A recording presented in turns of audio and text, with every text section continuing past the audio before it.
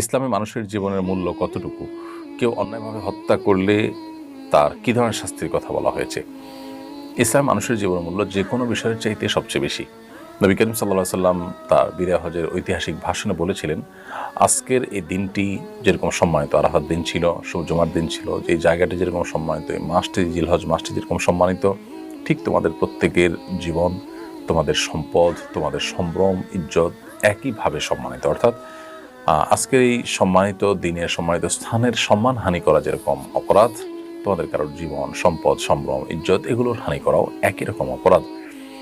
অতএব একজন মানুষের জীবনহানি করা এটা এত বড় অপরাধ যে কোরআনে কারিমে আল্লাহ রাব্বুল আলামিন বলেছেন, ফামান আহইয়াহা ফাকান্নামা আহইয়ান নাস জামিআ, যে ব্যক্তি কোনো মানুষের জীবন রক্ষা করলো সে ব্যক্তি যেন গোটা বিশ্ব মানবতাকে রক্ষা করলো।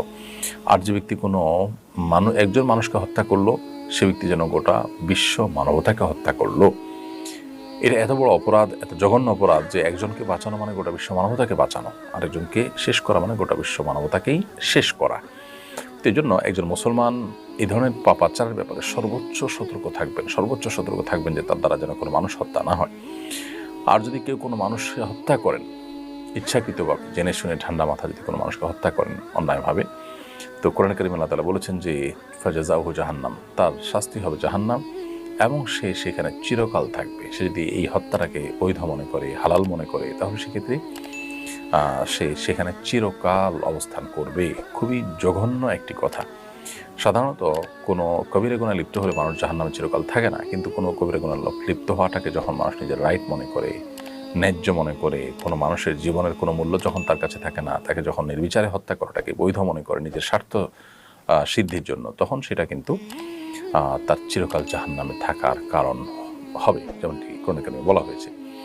তো এই জন্য মানুষ হত্যা করার মতো ভয়াবহ অপরাধ আরেকটি নেই। নবী করিম সাল্লাল্লাহু আলাইহি সাল্লাম যত কবিরা গুনাহ উল্লেখ করেছেন, মহাপাপের তালিকা উল্লেখ করেছেন, সিরিয়াল উল্লেখ করেছেন, তার মধ্যে সর্বাগ্রে রেখেছেন আল্লাহর প্রতি শিরক করার পরই এই মানুষের হত্যা করা বা মানুষের জীবনহানি করা।